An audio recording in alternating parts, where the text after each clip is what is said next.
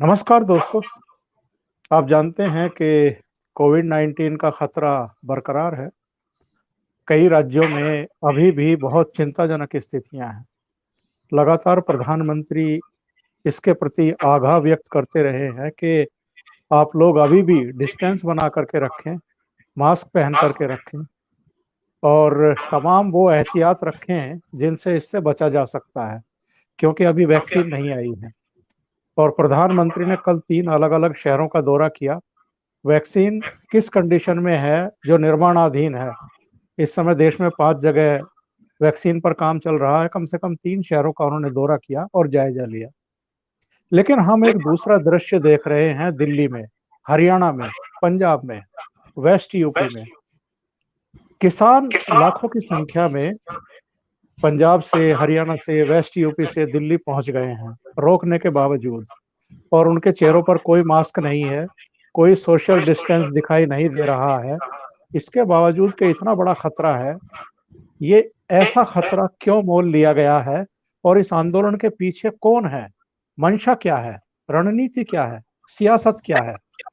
इस सब पर बातचीत करने के लिए मेरे साथ मुंबई से जाने-माने पत्रकार लेखक, मार्मिक के पूर्व संपादक भाऊ तोरसेकर जुड़े हुए हैं। भाऊ, आपका बहुत स्वागत।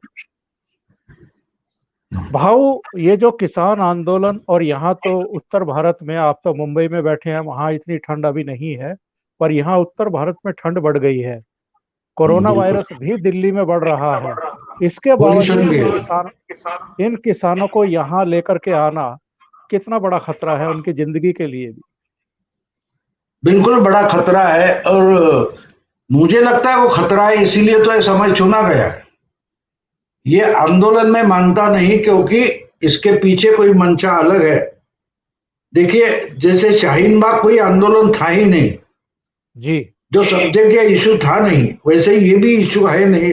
लेकिन वो दिखाना चाहते हैं कि भाई अभी दुनिया भर के सब आंदोलन, आप उसमें जो चेहरे देख रहे हैं, हम योगेंद्र यादव है, मेधा पाटकर है, ये जी सब लोग उसमें जाकर मिल गए। अब अमरिंदर सिंह का उनके स्पॉन्सर है ऐसा मुझे लगता है दिखाई देने से। लेकिन परसों मैंने एक बात पढ़ी या सुनी टीवी पर, मुझे मालूम नहीं, उस एंकर ने ये किसान आंदोलन के एक नेता को सवाल पूछा कि भाई आप तो पंजाब से आंदोलन करके के निकले दिल्ली के लिए, अगर सब किसान उस पर नाराज है और किसानों का नुकसान हो रहा है, जी तो पंजाब की मंडी में ही रिकॉर्ड ब्रेक धान की खरीद कैसे हुई? जी। वो बेचने वाले कौन है? दलाल है। हम्म। जो मोर्चे में निकल आए हुए, आंदोलन के लिए निकल आए हैं, वो अगर बेचने गए नहीं है तो खरीदा किसने? अच्छा, खरीद जी तो नोडल एजेंसी तो पंजाब गवर्नमेंट है, वो तो बीजेपी की है नहीं। तो पंजाब की मंडी में जो रिकॉर्ड ब्रेक धान की खरीद हुई है, वो बेचने वाला कौन है और कहां से आया है? जी जी। क्योंकि बात तो पंजाब की है, आप आंकड़े झूठे बता सकते हैं कि भाई झूठे कैसे है, बिल्कुल। तो उसका नहीं नहीं, वो तो बात अलग है। वो बात अलग कैसे? अगर किसान नाराज है, किसान का नुकसान हो रहा है, तो वही किसान किस कीमत पर मंडी में आके अपना धान बेच रहा है?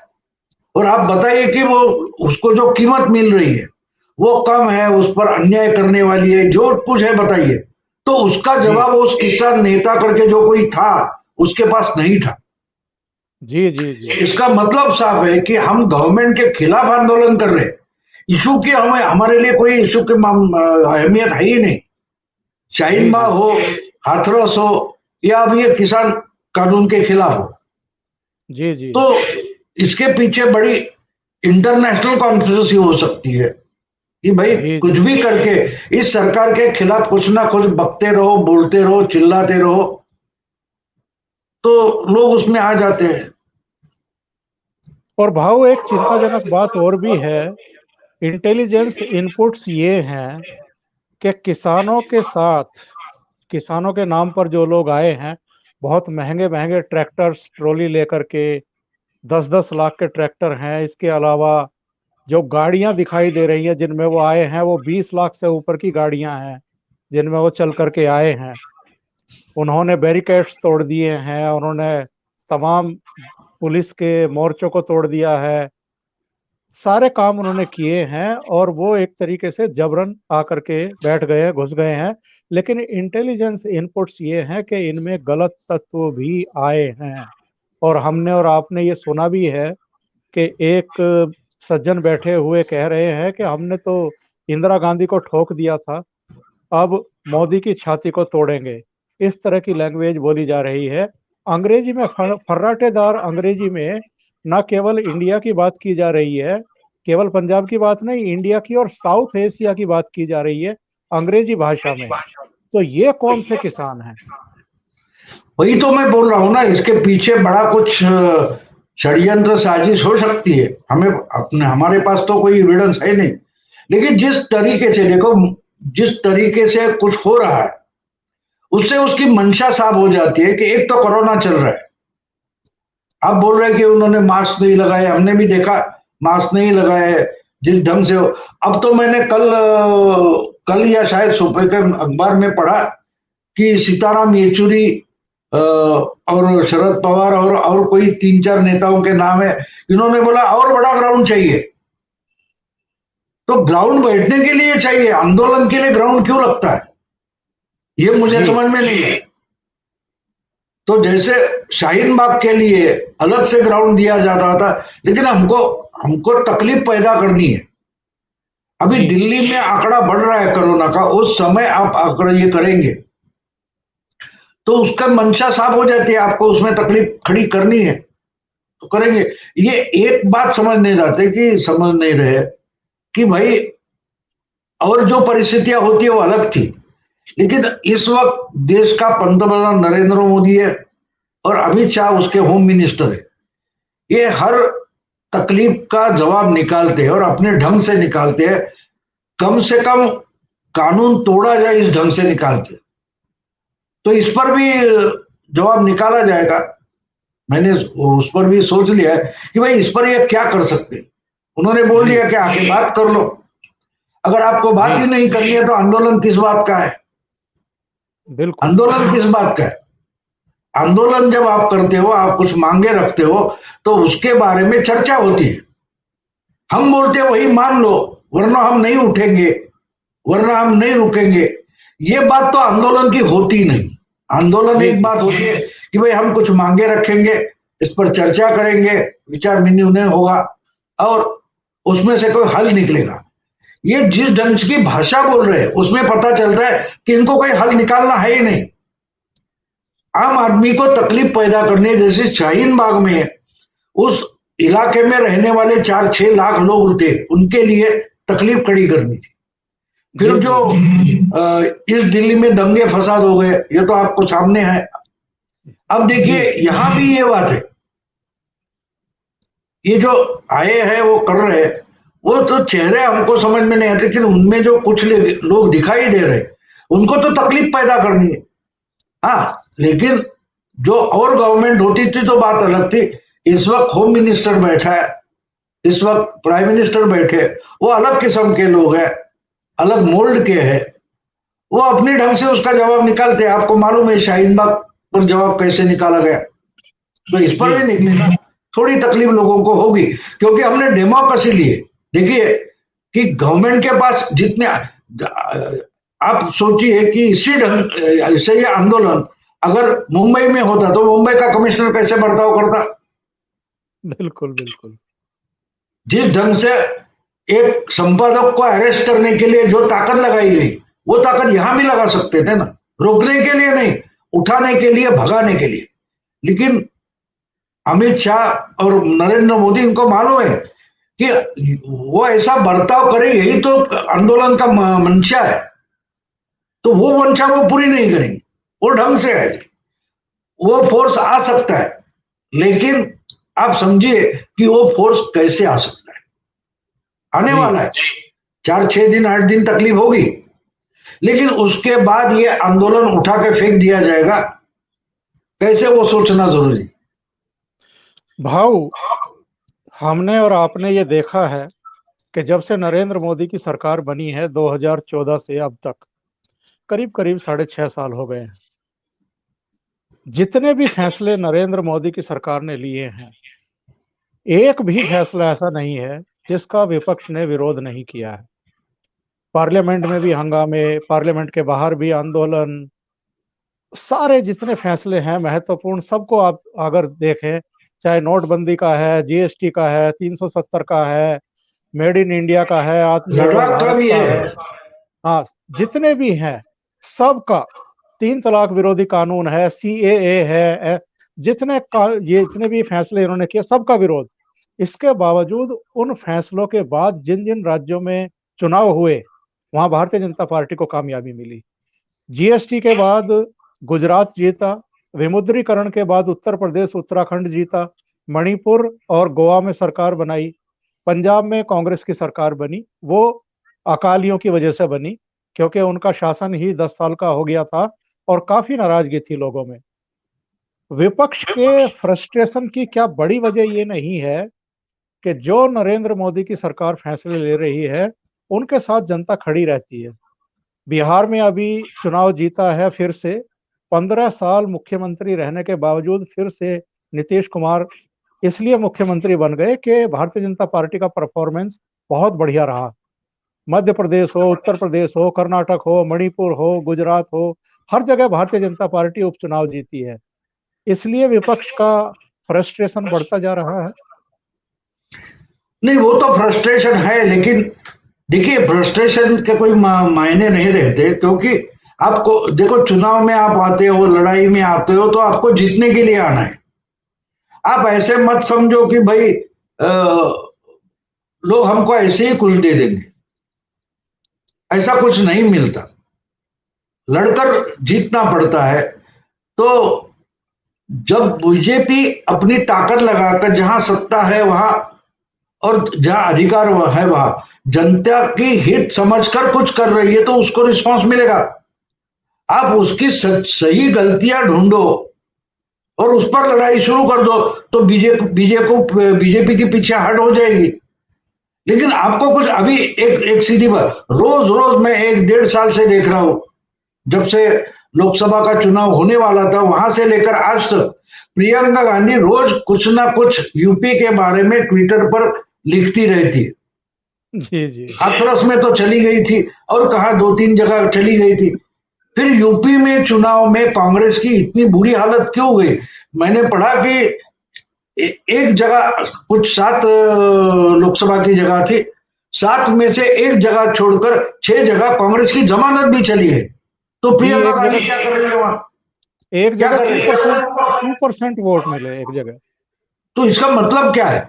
क्योंकि आपकी जमीन ही नहीं है, जमीन बची नहीं है, तो फ्रस्ट्रेशन से मतलब क्या है? अगर अभी आप हो, ओमकार चौधरी हो, बहुत और से करो, हम प्राइम मिनिस्टर नहीं बनते, हम चीफ मिनिस्टर नहीं बनते, इसके लिए हम फ्रस्ट्रेट है, इसका मतलब क्या है? अरे कुछ करते नहीं, तुम्हारी पार्टी नहीं बनाते, किस पार्टी ज्वाइन नहीं करते, चुनाव नहीं लड़ते, तो आप प्राइम मिनिस्टर या चीफ मिनिस्टर बनोगे कैसे? इनकी फ्रस्ट्रेशन इस ढंग की है। तो करे, यानी फ्रस्ट्रेशन का मतलब ये है कि ठीक है, पीछे चिल्लाते रहो, लोगों के सामने रहो कम से कम। तो इसके लिए किसी भी बात, आप अगर बोलेंगे ये सूरज है, तो हम बोलेंगे वो चांद है। तो आम जनता तो इतनी पागल नहीं ना कि दिन दहाड़े आप सूरज की तरफ देख नहीं पाते, उसको अगर आप चांद बोलने लगे तो लोग नहीं मानने वाले ना। नहीं, लोग बोले मोदी बोल रहा है ना सूरज, इसलिए तो चांद मानना पड़ेगा। तो लोग नहीं मानेंगे, लोग नहीं मानेंगे। और यह समझना जरूरी है कि बिल्कुल सीधी ये इसी बात है, साइंटिफिक बात है कि दिन में उगता है वो सूरज होता है भैया। अगर मोदी उसको सूरज बोले, इसके लिए आप उसको चांद बोलने लगे, तो कुछ होने वाला नहीं है। लोग आपको पागल समझेंगे, और वही तो हो रहा है। अब देखो, ये तो आपने गिना ये सब स्टेट्स, बंगाल में क्या हो रहा है देखो। जी जी। बहुत जल्दी बंगाल आपको दिखाई देगा क्या होता है। तो मैं नहीं मानता कि बंगाल में मोदी जीतने वाला है, बीजेपी जीतने वाली।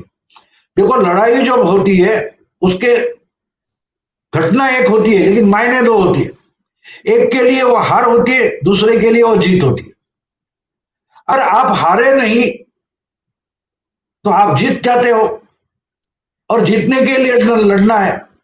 अगर आप लड़ना नहीं चाहते तो हार जाओगे, और आपकी हार का मतलब दूसरों की जीत है।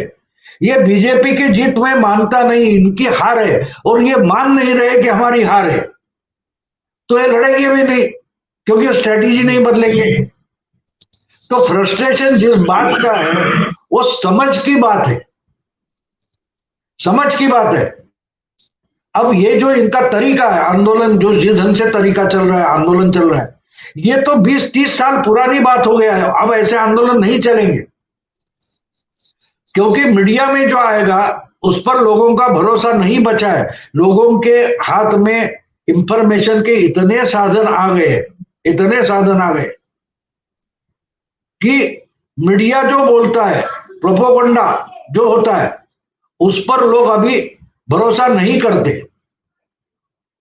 इसलिए आंदोलन का नया तरीका निकालना पड़ेगा, कम्युनिकेशन का नया तरीका निकालना पड़ेगा। अब देखिए 14 का जो इलेक्शन था, उस वक्त मोदी ने सोशल मीडिया का भरपूर उपयोग किया। 19 में नहीं किया, 19 में नहीं किया, उन्होंने छोड़ दिया। उन्होंने अपना मोदी ऐप है, मन की बात है, अलग अलग नई चीजें ढूंढ निकाली जिससे वो सीधा कम्युनिकेट करते हैं, उनको जरूरत ही नहीं है मीडिया की। तब जाके राहुल गांधी या कांग्रेस या और जो कोई है वो सोशल मीडिया कब्जा करना चाहते हैं। अरे जिसको कीमत ही नहीं बची है वो हाथ में लेकर करोगे क्या?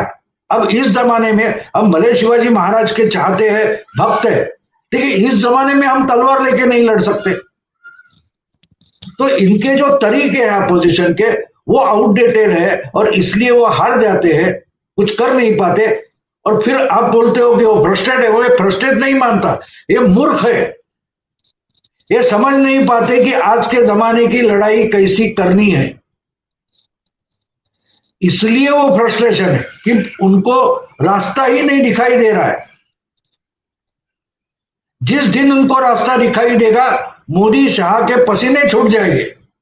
लेकिन वो तो आराम से बैठे, क्योंकि इनको मालूम है कि आउटडेटेड ढंग से लड़ाई लड़ रहे हैं, ये लड़ाई है ही नहीं।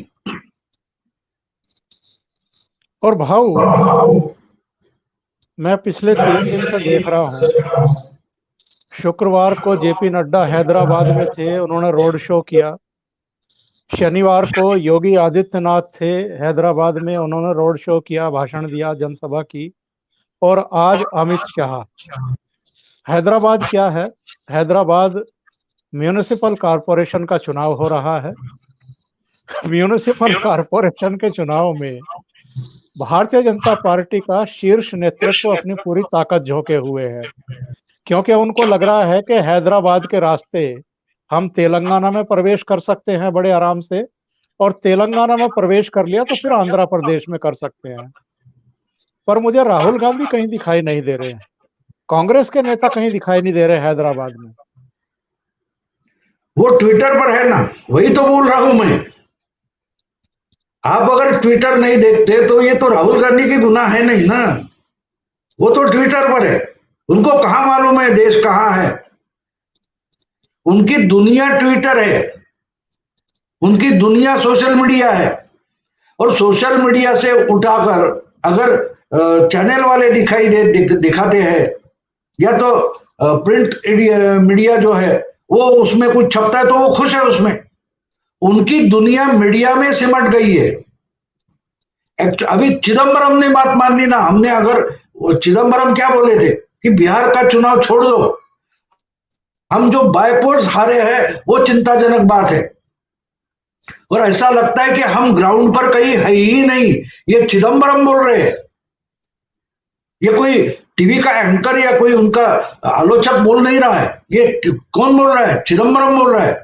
और कौन सा चिदम्बरम बोल रहा है? जिनके राज में तमिलनाडु में ये चुनाव लड़ने से डरकर भाग गए थे 2014 में, इनको महाराष्ट्र से राज्यसभा जाना पड़ा, वो भी बोल रहा है कि हम ग्राउंड पर बचे नहीं। और कैसे बचेंगे? महाराष्ट्र में अगर कुछ 40-50 एमएलए चुनकर आते हैं तो महाराष्ट्र का कोई चुनने के बजाय आप तमिलनाडु का एक बोझा उठाकर बोरा लाकर यहां रख देते, इसको राज्यसभा में भेज दो। तो महाराष्ट्र की लीडरशिप डेवलप कैसे होगी? क्योंकि इनको मालूम नहीं, राहुल गांधी को मालूम नहीं महाराष्ट्र क्या है, जनता क्या है, देश क्या है। वो ट्विटर पर है, मीडिया में है, सोशल मीडिया में है, प्रिंट मीडिया में है। बाकी की दुनिया उनको मालूम नहीं है। हाथरस का इतना बवाल हो गया, वो खुश थे। अब हाथरस का आगे क्या हुआ? अब जब किसानों का आंदोलन उस वक्त शुरू हुआ था तो वो वहां नहीं पहुंचे, हाथरस पहुंच गए। जी और जी हाथरस का बवाल इतना हो गया कि किसान आंदोलन 1 महीना पीछे चला गया। समझ रहे हैं? अगर उस वक्त ये हाथरस के बजाय किसान आंदोलन में पहुंच जाते तो कुछ तो होता। 1 महीने में क्या बवाल मच जाता, सोचिए आप। तो वो छोड़ दिया, वो फिर से शुरू करना पड़ा, इसमें 1 महीना चला गया। तो राहुल गांधी आपको तेलंगाना में कैसे दिखाएंगे? वो तो बिहार में भी 1 या 2 दिन चले गए, बीच में उठकर पिकनिक के लिए चले गए। वो शिवानंद तिवारी गुस्से में बोल रहे थे आरजेडी के कि बीच चुनाव में उठकर पिकनिक के लिए जाते हैं। तो राहुल गांधी यहां क्यों नहीं, ये सवाल गलत है। राहुल गांधी पार्टी में क्यों है, राजनीति पर क्यों बोलते, ऐसा सवाल आप पूछिए तो सही हो सकता है। इनको इसमें कुछ इंटरेस्ट है ही नहीं। देखो, टपरी पर कोई चाय पीता है या लस्सी पी रहा है और जाते जाते बात करते हैं, चौधरी जी अच्छा क्या चल रहा है आजकल दिल्ली में, राजनीति क्या बोल रही है। अगर वो चाय पीने वाला बोलता है और राहुल गांधी बोलता है, उसमें फर्क क्या है मुझे बोलिए। क्योंकि उसको वो लस्सी पीने के टाइम में, चाय पीने के टाइम में थोड़ा टाइम पास करना है, वो बात करते हैं, अच्छा राम राम निकल गए, वो आप निकल गए, खत्म हो गई बात। तो राहुल गांधी की राजनीति इससे ज्यादा आगे कहां जाती है मुझे बोलिए। वो दिन भर में 1-2 ट्वीट करेंगे, उसका क्या होगा उनको पता नहीं, कल नया ट्वीट करेंगे। तो चाय पीने वाला कल दूसरी टपरी पर जाके वही बात करेगा ना।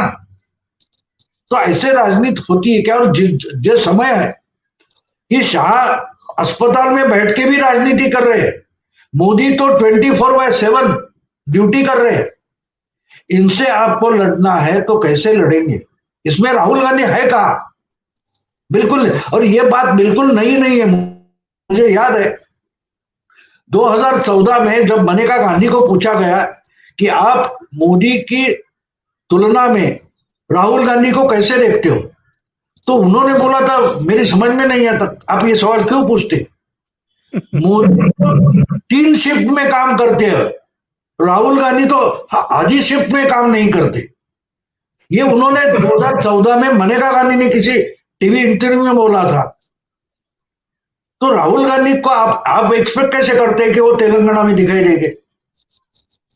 जरूरत क्या है उसकी? वो तो वायनाड भी डूब रहा था, उसके बाद 15 दिन बाद वायनाड पहुंचे, जहां से आज वो लोकसभा में है। तो आप ये एक्सपेक्ट मत करो कि राहुल गांधी यहां हो गए, वहां हो गए, यहां दौड़ेंगे, वहां दौड़ेंगे। बिल्कुल नहीं दौड़ेंगे, बिल्कुल नहीं दौड़ेंगे।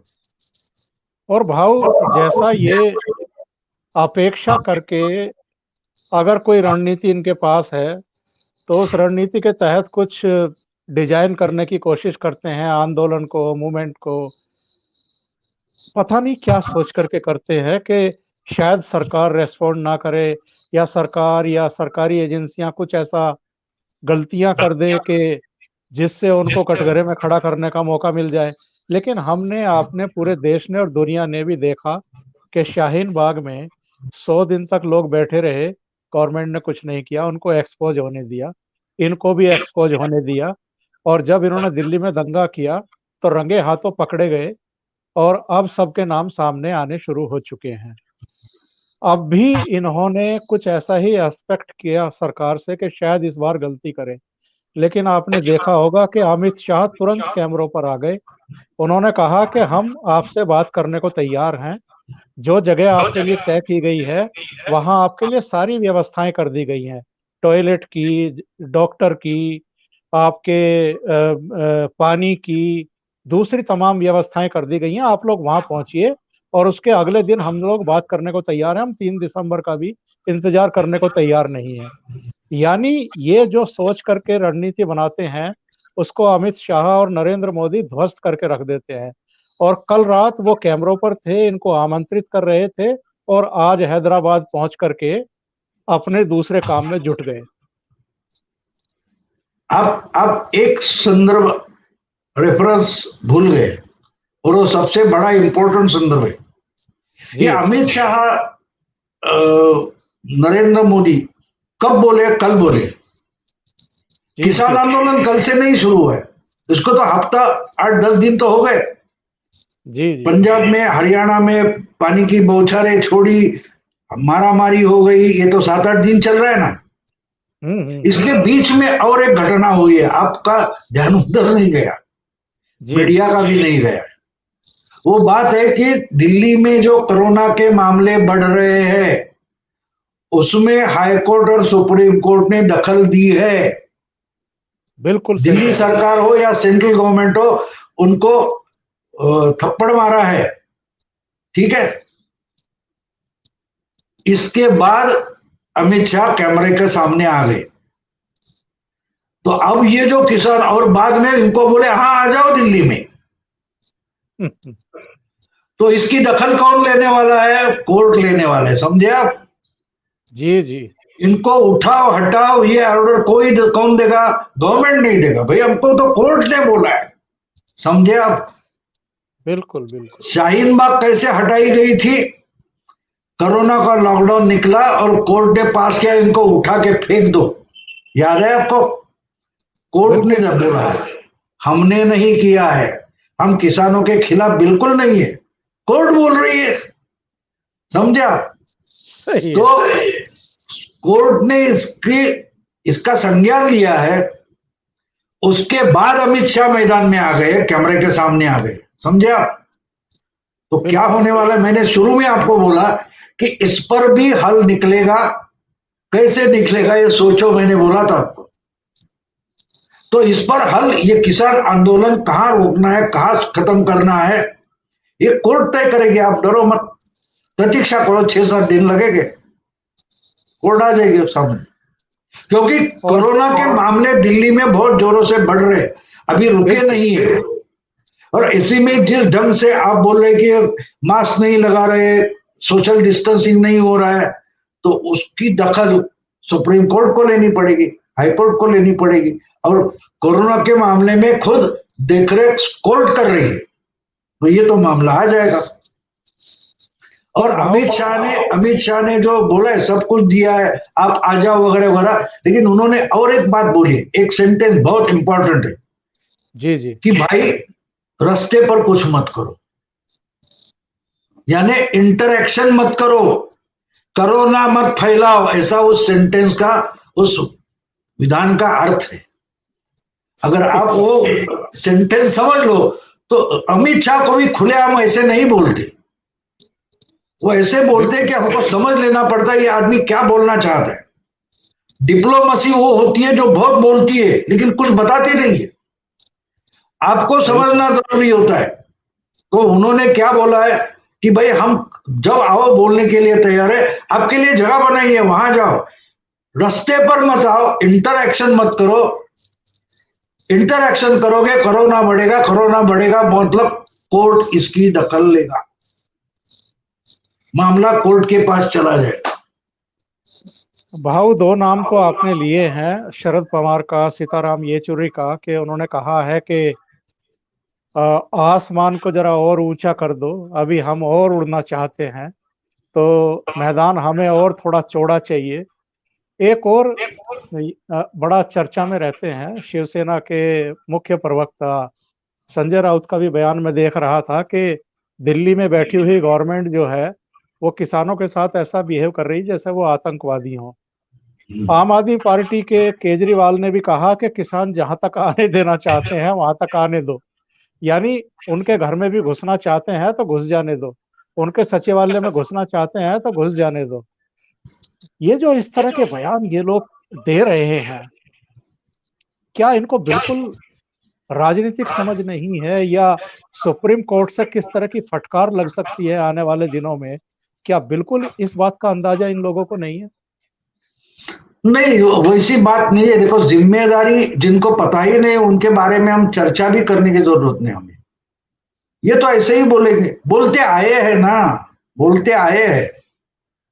अब देखिए, ये जब ऐसी बातें करते तो उनको भी मालूम है कि ये गधे जैसी बात कर रहे, मूर्ख बात कर रहे, लेकिन बोलेंगे क्योंकि 10-15 आदमी ऐसे होते हैं कि उनको वो बढ़िया लगता है, लेकिन 1000 लोग ऐसे कि इसमें मूर्खता समझते हैं। लेकिन तालियां बजाने के लिए एक उदाहरण आपको दे दूं। देखो, तालियां बजाने वालों को रिस्पॉन्ड करते करते युवराज सिंह कहां पीछे पड़ गए, जी। और तालियों को रिस्पॉन्ड नहीं करके अपना खेल करने वाले धोनी कहां पहुंच गए। 12-13 साल पहले ये दोनों तो एक ही टीम से आ गए ना। 2020 की पहली मैच थी, पहली बिल्कुल। सीरीज जो स्पर्धा थी, शरीयत थी, उसमें वो आए थे। तो उसे 6 के 6 सिक्सर मारने के बाद कितने बड़े हो गए थे युवराज सिंह, लेकिन आज कहाँ है। सही कह लेकिन रहे ठंडे दिमाग से संयम से खेलते रहे, काम करते रहे, तो धोनी लेजेंड बन गए। तो ये समझना जरूरी है कि आज तालियां मिलती है, लेकिन नेक्स्ट बॉल पर आउट हो गए तो काम खत्म, कोई पूछेगा नहीं आपको। तो तालियों के पीछे जो पड़ते हैं उनको अपनी कीमत जनता बता देती है, तो ये बोलने दो, कोई फर्क नहीं पड़ता। अगर तालियों के पीछे पड़ते तो नरेंद्र मोदी आज नरेंद्र प्राइम मिनिस्टर नहीं होते। उन्होंने तालियां बजाने वालों के मुड़कर भी नहीं देखा, वो अपना काम संयम से करते रहे तो कहां पहुंच गए।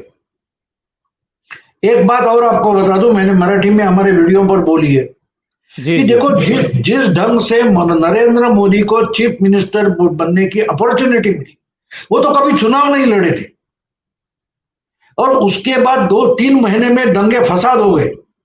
आइडेंटिकल सिचुएशन हम उद्धव ठाकरे के बारे में देख सकते। वो कभी चुनाव लड़ते नहीं थे, टिकटें बांटते थे, लेकिन चुनाव नहीं लड़े थे। उनकी कभी मंशा भी नहीं थी कि मैं चीफ मिनिस्टर बनूंगा, लेकिन एक अपॉर्चुनिटी आ गई। दोनों की आइडेंटिकल है, देखो। उसके बाद कोरोना आ गया, यानी उनके लिए दंगा, इनके लिए, लेकिन दोनों को एक अपॉर्चुनिटी मिली जहां से निकलकर ये बड़े नेता बन सकते हैं। जब बिल्कुल। जब देखिए, प्रतिकूल परिस्थिति होती है, एडवर्स सिचुएशन जब होती है, तब आप में जो क्वालिटीज होती है वो जोरों से बाहर निकलती है, अगर हो तो मोदी कहां पहुंच गए आपके सामने, और उद्धव ठाकरे 1 साल पूरा कर रहे, कहां है आप देख सकते हो।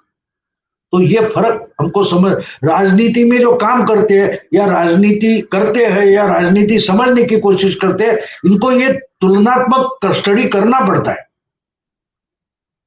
तो ये जो बिल्कुल। केजरीवाल बोल रहे हैं, इसलिए केजरीवाल तो दिल्ली में अटक गए ना। जैसे देखिए, सालों से शिवसेना मुंबई कॉरपोरेशन में अटकी रही। केजरीवाल जी की जो विधानसभा है ये भी कॉरपोरेशन ही है ना। सही बात। एक शहर के वो मेयर है, हाँ, नाम के लिए उनको मुख्यमंत्री बोला जाता है। तो लेकिन लोकसभा में इनको लोग चुनते ही नहीं है, भले विधानसभा में सब जगह दे दे। तो लोग बता दें कि भाई आप ये गटर पानी, वाटर सप्लाई वगैरह के लिए अच्छे हो, सिटी डेवलपमेंट के लिए अच्छे हो, राजनीति आपको समझते नहीं। ये दिल्ली की जनता केजरीवाल को समझा रही, वो समझ नहीं पा रहे। देखिए, नहीं, 68 से लेकर 90 तक शिवसेना मुंबई में अटकी रही। इसका कारण जो था वही था कि लोगों को ऐसा कभी लगा नहीं कि भाई इनको लॉ बनाने के लिए लेजिस्लेचर में भेजा जाए।